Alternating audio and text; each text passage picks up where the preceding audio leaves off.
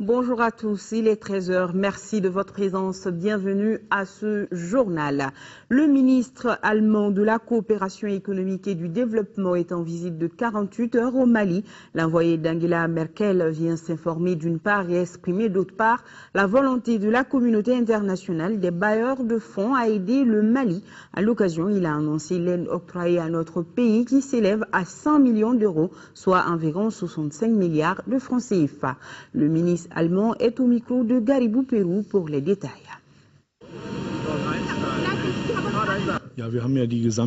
J'étais ici la dernière fois au mois d'août de l'année précédente et j'aimerais bien m'informer maintenant des changements et des progrès qui ont pu être atteints. D'autant plus qu'au sein de la communauté internationale des donneurs de fonds, on s'est mis d'accord qu'à partir du moment où la feuille de route est réalisée, on va suivre avec la coopération de développement les progrès atteints dans le cadre de ce programme de la feuille de route. Coopération donc, et j'aimerais bien voir quels sont les progrès, quelles formes de coopération nous pouvons reprendre, et c'est donc l'objectif de mon voyage. Pendant tout le temps, nous avons maintenu la coopération directe et le soutien avec la population malienne. Ce qui a été suspendu, c'était l'aide et la coopération avec le gouvernement et avec les services proches du gouvernement. Et maintenant, il s'agit donc de renouveler cette coopération. Nous avons décidé de prévoir 11 millions pour l'aide directe, et ceci dans la coopération avec le Canada et l'Union européenne. Tous ensemble, nous allons avoir un paquet d'aide de 100 millions d'euros, et ceci surtout sous forme d'aide directe pour favoriser l'irrigation de proximité, des projets donc directement dans l'agriculture, et pour favoriser la décentralisation.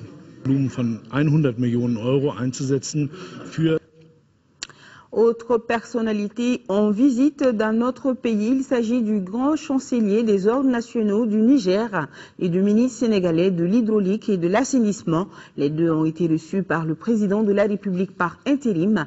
Le premier est venu présenter les condoléances du peuple nigérien au peuple malien après le décès du colonel Koké Dambélé. Et le second est venu faire le point des préparatifs de la 15e conférence des chefs d'État de l'Organisation pour la mise en valeur du fleuve Sénégal, OMVS, qui se tiendra à Nouakchott en Mauritanie ce lundi. Mamari Kone. À quelques jours de la 15e conférence des chefs d'État de l'Organisation pour la mise en valeur du fleuve Sénégal, le ministre sénégalais de l'hydraulique et de l'assainissement, président du Conseil des ministres, était venu rendre compte de l'état des préparatifs au président en exercice de l'organisation. Un sommet prévu les 25 et 26 mars prochains à Nouakchott en Mauritanie. Nous avons donc reçu ces instructions pour que ce sommet se passe dans d'excellentes conditions. Et nous sommes à pied d'œuvre depuis que la décision a été prise. Et nous appartenait donc de venir lui rendre compte de l'état d'avancement et recueillir ses instructions. Vous savez, les chefs d'État ont pris la décision donc de la tenue de cette conférence. Et Monsieur le Président de la République du Mali nous a instruit de faire en sorte que cette conférence se tienne dans d'excellentes conditions. Le grand chancelier des ordres nationaux du Niger a été ensuite reçu en audience par le président de la République par intérim. Ce dernier était venu présenter les condoléances des autorités nigériennes aux autorités maliennes après le décès du colonel Koké Dambélé, grand chancelier des ordres nationaux du Mali. Tout ce qui touche le Mali touche le Niger. C'est pour cela que le président Issoufou m'a dépêché pour venir partager avec le peuple malien la douleur qui vient de l'éprouver. Je profite de l'occasion pour implorer Allah, notre Seigneur le Tout-Puissant, qu'il accueille le colonel Dambélé Koké dans son royaume, de façon à ce que son âme repose en paix. Auparavant, le colonel Boulama Manga s'était rendu dans la famille du défunt pour présenter ses condoléances, un acte qui a été salué par les parents du colonel Koké Dambélé. Mars 91, les Maliens se souviennent encore de ce vendredi noir qui a ouvert la voie à un Mali démocratique. Pour commémorer cet anniversaire, le ministre de l'Action humanitaire, de la solidarité et des personnes âgées a déposé une gerbe de fleurs au carré des martyrs, un devoir de mémoire pour exhorter les Maliens au recueillement et au pardon pour un Mali démocratique et apaisé. La cérémonie a été suivie par Mohamed Diarra. C'est le vendredi 22 mars 1991 que des centaines de personnes étaient descendues dans les rues de Bamako pour dire non au régime du président Moussa Traoré. Certains ont même donné leur vie pour l'avènement de la démocratie au Mali. Hasard de calendrier, le 22e anniversaire des victimes de la répression est célébré un vendredi. Tout est symbole. 22 ans de recueillement, 22 ans de sacrifices, 22 ans de pensées et de souvenirs à l'endroit de ceux qui ont perdu leur vie pour que le Mali accède à la démocratie, à la liberté, au pluralisme politique et d'expression.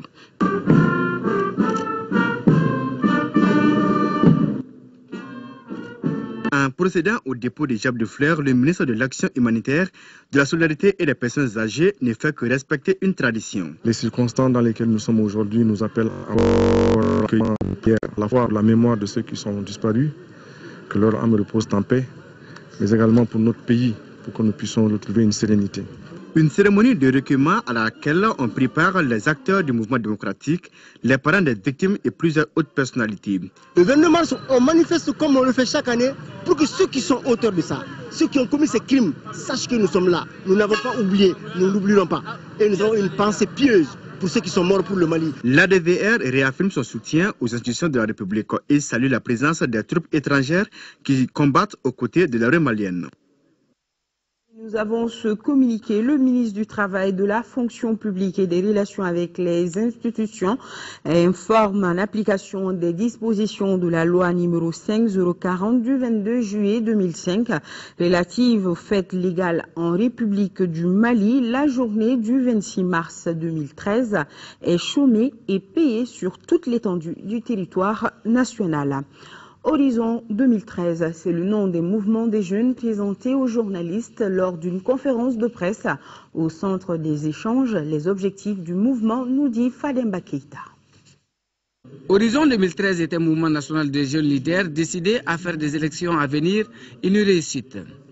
Pour ses membres, l'accomplissement de cet acte patriotique et le vote s'impose à tous les citoyens. L'objet de cette conférence de presse était de présenter un nouveau mouvement, Horizon 2013, qui se battra d'abord pour que cette année, on puisse organiser les élections au mois de juillet à la date prévue et que le Mali puisse organiser des élections crédibles, transparentes et apaisées dont les résultats seront acceptés par toutes les parties prenantes. Ces jeunes promettent utiliser leur carte d'électeur à bon escient. Ils estiment que l'époque de vote contre espèces sonnantes et trébuchantes est révolue. On a assisté dans ce pays, depuis l'avènement de la démocratie, au vote par les t-shirts, le thé, les ballons, les maillots, les marmites qu'on distribue aux électeurs pour voter pour un candidat. C'est cette année que nous allons nous battre pour empêcher que vraiment le thé ou bien le sucre remporte les élections. À travers des campagnes de sensibilisation, des conférences et d'autres activités, les 32 membres du Bureau national veulent inciter les futurs électeurs à plus de citoyenneté. Selon eux, la personnalité à qui sera confiée la destinée du pays ne doit pas occulter les fondements essentiels de la notion d'État que sont le patriotisme, la responsabilité, l'homme qu'il faut à la place qu'il faut. La Journée mondiale de l'eau a été marquée à Ségou par une conférence-débat, conférence qui a mis l'accent sur la sensibilisation des populations et particulièrement des étudiants de l'université de Ségou sur les potentialités et les défis relatifs à l'accès à l'eau et à l'assainissement. Kandifila. La situation actuelle du secteur de l'alimentation en eau potable, opportunités et défis, le droit à l'eau, quel partenariat et la gestion de l'eau dans la zone de l'Office du Niger sont entre autres communications qui ont marqué cette conférence débat initiée à l'occasion de la Journée mondiale de l'eau. Le cadre, l'université de Ségou, vise à sensibiliser les populations de la région et particulièrement les étudiants sur les défis liés à l'eau. L'eau qu'il est convenu d'appeler l'or bleu est une denrée certes abondante, mais périssable.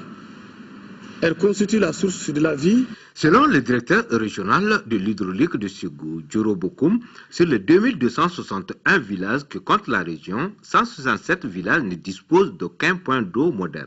974 villages sont déficitaires et les besoins de financement dans le secteur pour les 3 prochaines années sont estimés à plus de 10 milliards de francs CFA. La qualité des ressources en eau est de plus en plus menacée à renchérir WaterAid dans une communication. Cette communication stipule que 2,5 milliards de personnes dans le monde n'ont pas accès à un assainissement adéquat. Ce sont autant de défis qui interpellent les acteurs à agir. L'ensemblement inquiétant des cours d'eau comme le fleuve Niger et l'excroissance continue des plantes aquatiques ne doit pas être négligé compte tenu de la place de l'eau dans notre économie et donc dans notre sécurité dans sa globalité. Auparavant, le gouverneur Thierno Bouakar Sissé avait salué les efforts des différents partenaires qui œuvrent dans le secteur de l'eau dans la région, dont la coopération luxembourgeoise, la BAD et WaterAid.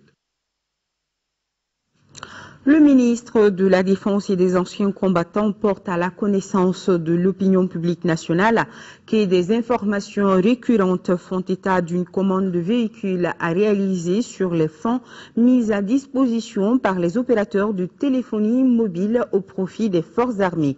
Des procédures administratives avaient été engagées sans concertation avec le département de la Défense qui est en attente d'un lot important de véhicules du même type. Les fonds en question sont utilisés pour acquérir d'autres moyens complémentaires et assurer le renforcement des capacités opérationnelles des troupes. Le ministre salue et félicite l'esprit et l'engagement citoyen de tous les donateurs au profit de l'armée malienne et rassure que toutes les dispositions seront prises pour parachever la mise en condition des forces armées. L'Agence malienne pour l'emploi, ANPE, a procédé ce vendredi à une remise d'équipements aux femmes du réseau à la Makonan de Nyono. Cet appui devrait renforcer la capacité de ces femmes aux techniques de séchage, de l'échalote et d'autres produits maraîchers. Honoré Tchenou. La transformation agroalimentaire constitue un secteur porteur dans le cercle de Nyono. C'est fort de ce constat que l'ANPE, Agence nationale pour l'emploi, direction régionale des Ségou, a bien voulu épauler les femmes du réseau Alamakono de Nyono en leur offrant un équipement composé de 2 séchoirs, 2 découpeuses manuelles, des petits matériels plus une enveloppe de 180 000 francs CFA servant de fonds de roulement. Le coût total de l'appui s'élève à 700 000 francs CFA. La présidente du réseau rassure d'une bonne utilisation de l'équipement et des fonds reçus. Les équipements matériels et le fonds de roulement que nous allons recevoir ce matin permettront à notre association non seulement de renforcer nos capacités, mais aussi de générer les ressources financières au sein de notre groupement. Nous vous rassurons, monsieur le directeur, que nous ferons bon usage de ces équipements. Ces femmes avaient auparavant bénéficié d'une formation de l'ANPE sur les différentes techniques de transformation et de conservation dans le but de promouvoir l'emploi de proximité. En appuyant cette association, l'ANPE entend non seulement mettre en œuvre les recommandations du Salon des mêmes maliens, mais aussi et surtout d'apporter sa pierre dans la promotion et la valorisation du secteur de l'artisanat, qui est l'un des secteurs clés inscrits dans les objectifs prioritaires prônés par les autorités régionales pour le développement local de la région de Ségou. Les sous-préfets du cercle de Nyono, Massa Sangaré, ainsi que l'adjoint du maire Tidjane Koulibaly ont tour à tour apprécié cet appui de l'ANPE tout en invitant les femmes à une utilisation judicieuse des fonds et matériels reçus. Autre remise de l'agence à 2 groupes de jeunes ruraux du cercle de Sikasso. 3 millions de francs CFA, c'est le montant du don en équipement remis à ces jeunes. Au RTM Sikasso, Fatmata Diallo. De par sa position géographique, la région de Sikasso est une zone de production agricole par excellence. Cependant, force est de signaler que nombreux sont les braves paysans qui ne possèdent pas d'équipement adéquat pour le développement de l'agriculture. Un constat qui n'a pas laissé indifférente l'ANPE, l'Agence nationale pour la promotion de l'emploi, dans sa politique d'auto-emploi. D'où la remise de matériel agricole à 2 groupes de jeunes du cercle de Sikasso en vue de l'amélioration des productions agricoles et de la promotion de l'emploi des jeunes ruraux. Les matériels et équipements que nous venons de remettre à ces groupes de jeunes de 14 personnes comprennent 2 motopompes de grande puissance, des raccords d'aspiration, des rouleaux de raccord et puis un fonds de roulement de 300 000 francs chaque groupe. Le coût total de ces équipements fait environ 3 100 000 francs. En apposant donc leur signature au bas du contrat, les bénéficiaires s'engagent ainsi au remboursement du montant alloué aux équipements dans le délai imparti. Des équipements qui constituent d'ailleurs pour le représentant du gouverneur la clé de la réussite. Il faut retenir qu'en vous aidant à vous installer, l'ANPE vient de vous lancer un défi, celui de réussir et de contribuer au développement du pays en général et de notre région en particulier. Aussi, une fidélité dans vos engagements contractuels, c'est-à-dire le remboursement de ces équipements, assure la maintenance de la chaîne et donne une chance d'emploi à d'autres. Quant au directeur régional de l'agriculture, Seydou Idrissa Keïta, qui se souvient encore des projets similaires de 1990 qui n'ont pas fait long feu, il a invité les bénéficiaires au respect des bonnes pratiques agricoles et à la planification des activités programmées, cela de concert avec les structures compétentes. Ici à Bamako, la hausse des prix de transport urbain et périurbain, communément appelés les Sotrama, ces derniers jours, a pris tout le monde de court. Pourquoi cette augmentation? Que pensent les usagers, chauffeurs et syndicalistes de cette situation? Agibou Koulibaly a fait un tour en ville pour en savoir davantage. La conséquence directe de cette augmentation est que le tarif des lignes qui était à 150 francs CFA passe à 200 francs CFA. Le ticket des trajets qui était à 200 francs CFA grimpe à 250 francs CFA. Une augmentation qui n'est pas du tout appréciée par les usagers. Nous ne sommes pas tout à fait d'accord. Ça nous a surpris. Je me suis rendu compte quand je suis rentré dans la Sotrama ce matin. Je venais de Banankourou. J'ai payé 150 francs au lieu de 100 francs CFA comme d'habitude. Les chauffeurs justifient cette décision par la hausse du prix du carburant. L'augmentation des prix n'est pas notre souhait. C'est le carburant qui est trop cher. La recette de Massotrama est 15 000 francs. Or, tous les jours, nous payons 22 010 francs de carburant. C'est la coordination des groupements professionnels de transport et la Fédération nationale des syndicats et conducteurs du Mali qui ont décidé de majorer de 50 francs CFA tous les tarifs actuellement en cours dans la capitale et environ. Tant que les prix du carburant ne s'arrêtent pas, impérativement, nous, on est obligé de maintenir parce que ça nous fait 8 ans. On est en train de travailler dans les pertes. Bon, moi je pense qu'il est temps, si on ne fait pas une majoration de 50%, normalement notre secteur disparaît. Une initiative que les autres acteurs du transport ne partagent pas. On n'a eu aucune information relative à cette augmentation, ce qui nous paraît vraiment incorrect lorsque nous savons qu'avec ces organisations, syndicats, nous sommes ensemble dans plusieurs comités. On l'a appelé comme tout lambda sur le terrain. D'habitude, disons que les prix quand même sont libres. Il y a beaucoup de prix qui sont libres au Mali, mais d'habitude pour des points sensibles comme le transport collectif urbain, d'habitude nous faisons des négociations et on aboutit à quelque chose et puis là on l'applique. Mais cette fois-ci, je pense que ça a été unilatéral. Nous n'avons pas, en tant que structure chargée de la régulation de la circulation et des transports, nous n'avons pas été associés à cette décision. Nous n'avons pas été donc associés, nous n'avons pas été impliqués. C'est une mesure que nous avons apprise comme ça en ville, comme vous et nous. Donc nous sommes jusqu'à la date d'aujourd'hui en train d'en savoir plus, donc de chercher les vrais motifs. Il est temps de poursuivre les contacts nécessaires avec les autres acteurs du transport pour que cette situation ne perdure. Partons à présent à la découverte de la radio Bisson, la radio des foyers de France. Premier du genre, cette radio communautaire se met au service des travailleurs immigrés. La radio Bisson s'est dit militante, elle veut aussi mettre en valeur les habitants des foyers qui sont le plus souvent les grands oubliés du système. Radio des foyers, c'est votre radio, c'est notre voix. Vous êtes en direct de la radio des foyers, radio en santé, en direct du foyer Bisson. En tout cas, merci au public. Paris 20e arrondissement, le foyer Bisson se transforme en studio radio. Premier direct pour Radio des foyers, diffusé sur le web. Une idée audacieuse portée par l'association Attention Chantier.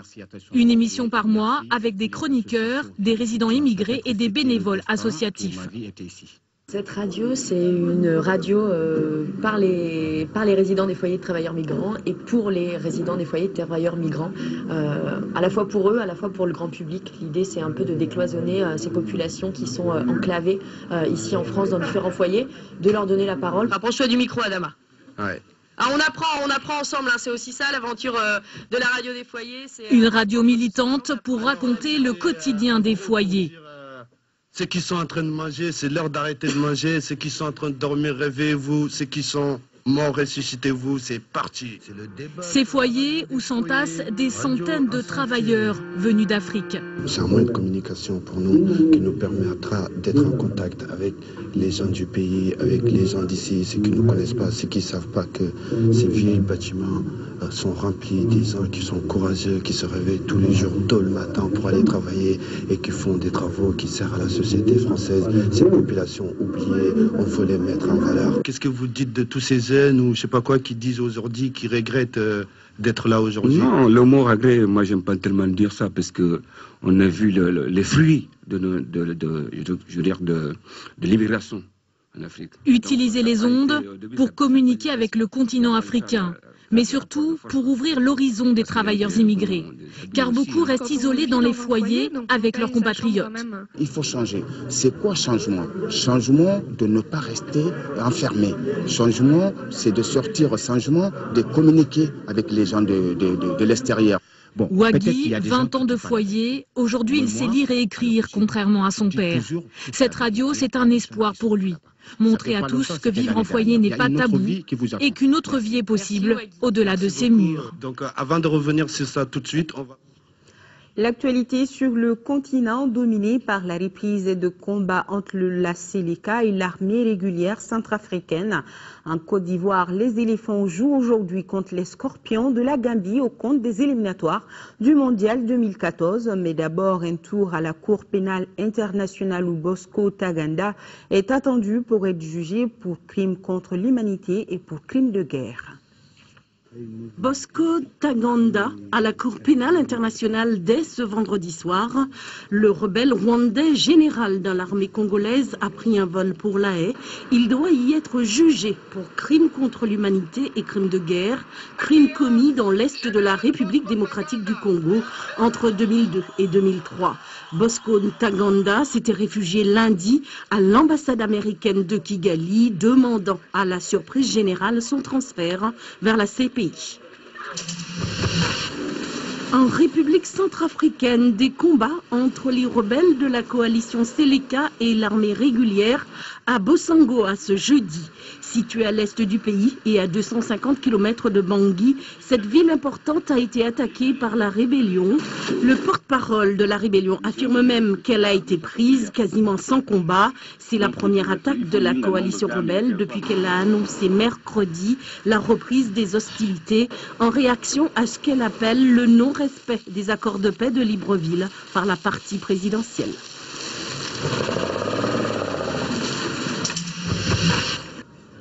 En Côte d'Ivoire, séance d'entraînement en public jeudi soir pour les éléphants. Opération de charme de l'équipe nationale de Côte d'Ivoire avant son match contre la Gambie samedi, un match comptant pour la 3e journée des éliminatoires du Mondial 2014. Avec la génération qu'on a, ne pas gagner aussi, c'est pas évident. Et je pense qu'on va, c'est ça, on va pas baisser les bras, on va continuer. Grand absent de ce match, l'avant-centre Didier Drogba et premier grand rendez-vous pour le nouveau sélectionneur national, Sabri Lamouchi. On a tout pour pratiquer un bon football. On espère simplement que le peuple ivoirien viendra soutenir son équipe. Le match Côte d'Ivoire-Gambie aura lieu au stade Houphouët-Boigny à Abidjan.